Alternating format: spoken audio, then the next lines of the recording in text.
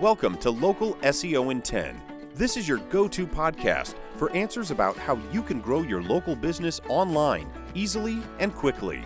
Brought to you by local SEO experts, Magnified Media in Walnut Creek, California. In each 10-minute episode, our digital marketing expert, Adam Duran, answers your questions on how you can get more leads for your business fast.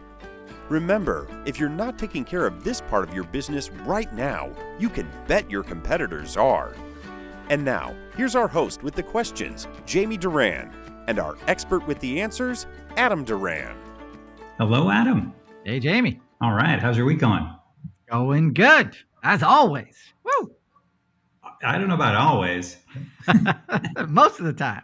All I'm right. very blessed. Very That's blessed. fine. All right. So I have a question for you, Jamie, and for our Ready. listeners.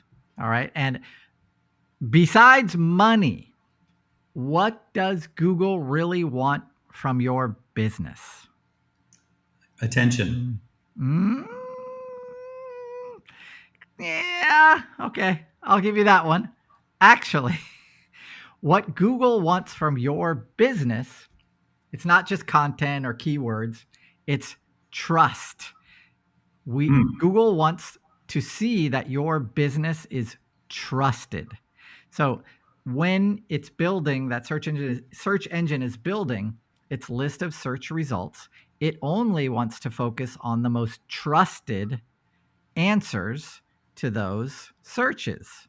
So as a local business, you definitely want to take care of your trust signals. Those are the things that your business does to signal to Google that you and your business should be trusted locally. So building that trust should be part of your online marketing strategy. So today we're going to talk about that and how to do All it. right.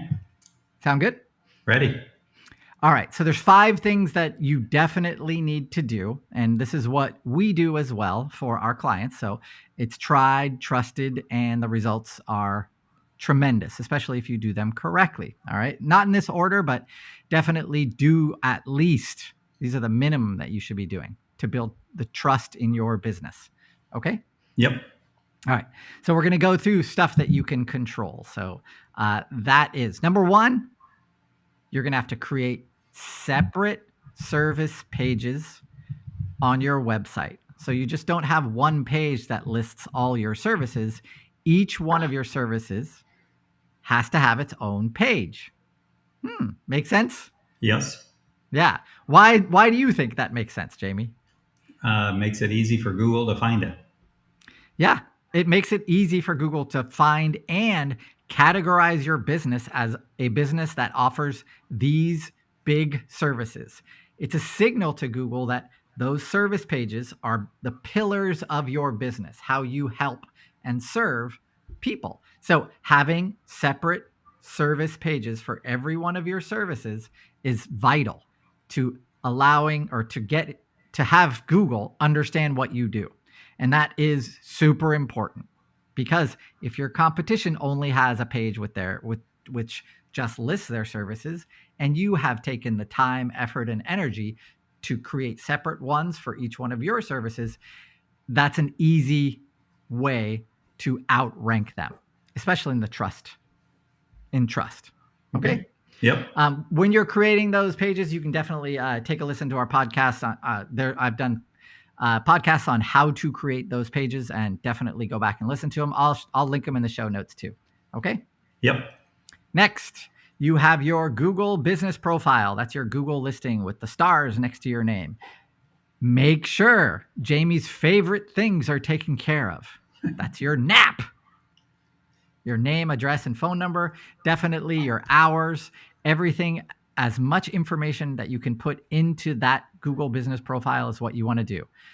There's a place for your description. Make sure it doesn't have a 3-word description like "we are a store," which I've seen, or "we sell lettuce," which I've seen, but actually lists your services and a description of your business and how you help.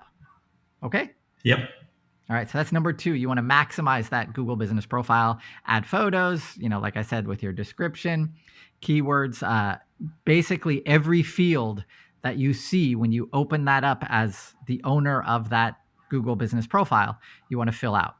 questions, answers. Like I said, photos, really important, all that stuff. Okay. Yep. Great. Next one. Okay. Number 3. Especially if you're a service business, if you're a restaurant, this one, you'll get these naturally. But for service businesses, you're going to have to make it part of your standard operating procedure that after every job, you ask for a review. So you can do that in person. That works the best. You can do it by phone, text, follow up. Make sure that everyone who you think could write you a good review does.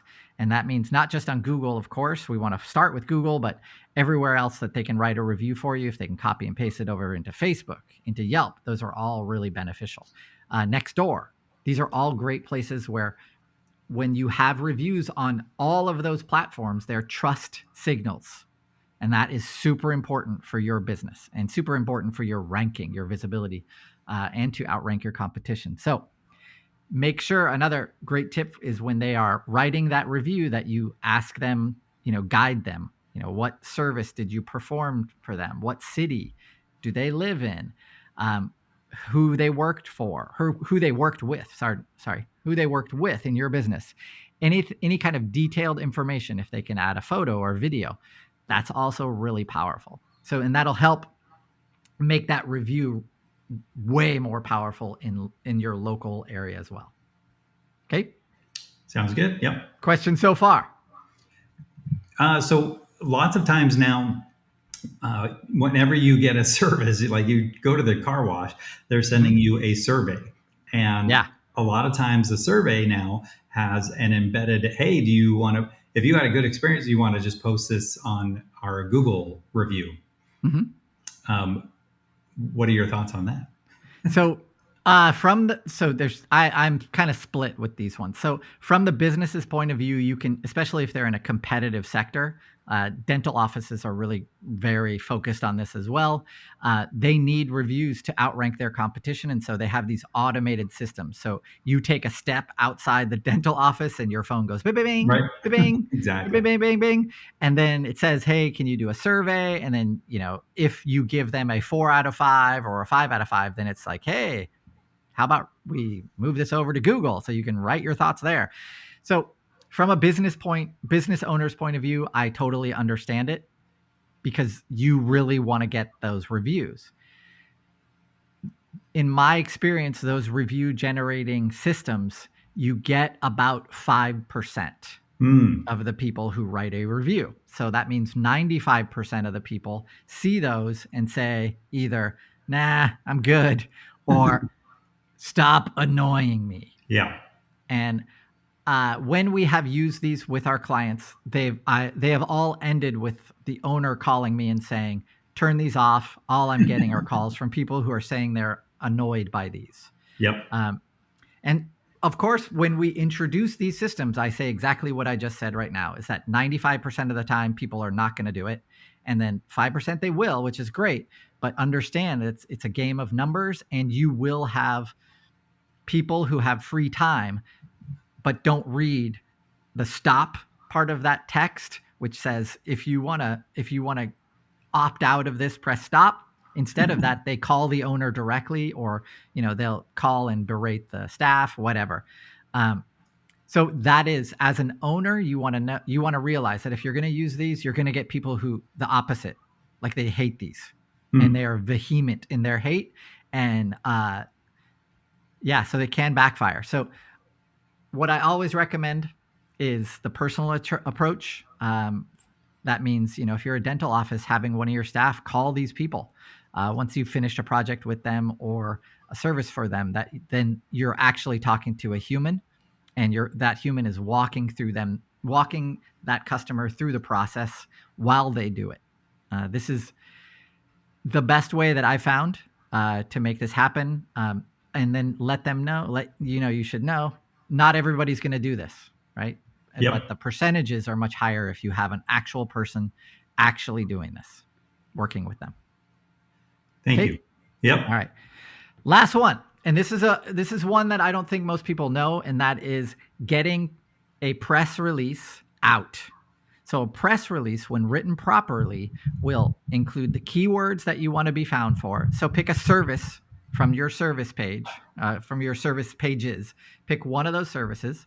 That's one address, one link that you're going to want to put into that press release. The other link is going to be a link to your Google business profile. And then the third one can be to your contact page or your home page. But when we make a press release, we're going to do it from the position of what's my keyword? What service do I want to grow my visibility for? Then from that, hopefully that's a service that you provide.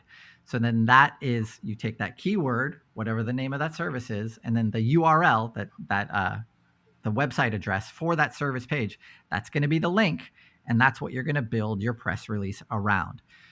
When you do these press releases, there are a bunch of options on the internet of places that will do these for you. They syndicate them across 200, 300, 400, 500 different news sites. They go out into the world, and now you have those 400 or 500 news sites linking back to your page. So that is a trust signal. It's just a trust signal that's magnified immensely. Those websites, those news sites with your press release will eventually delete your press release, but many of them will not.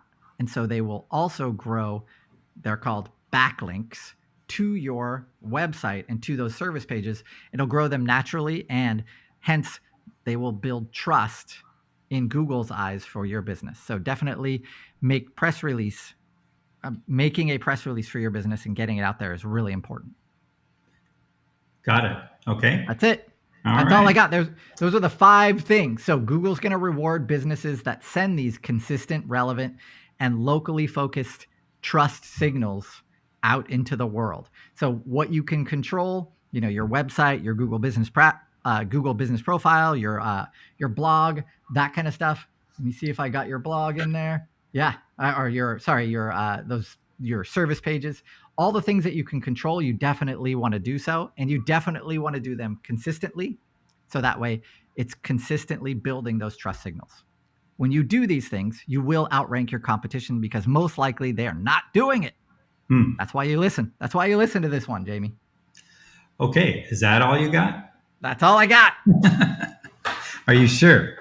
I can go on for a long time on this topic because these are the 5 that I think are the easiest to get going with, and the 5 we always do. So that's why I thought, hey, this would be a good podcast for everybody.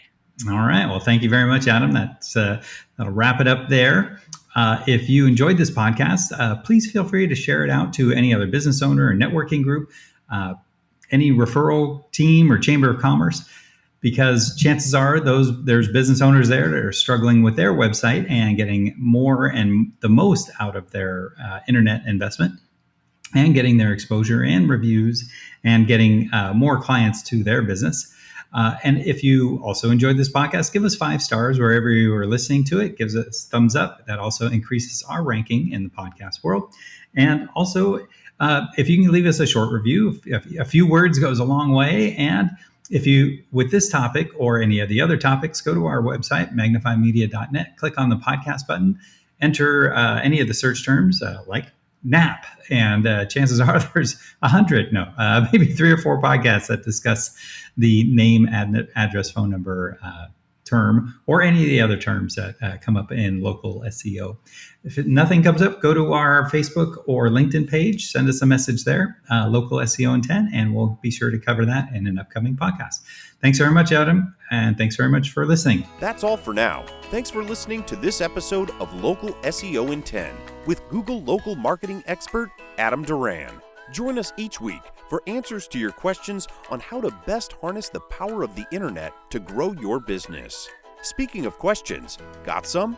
Message us through our Facebook page, Local SEO in 10, and we'll be sure to give you your answer on an upcoming episode.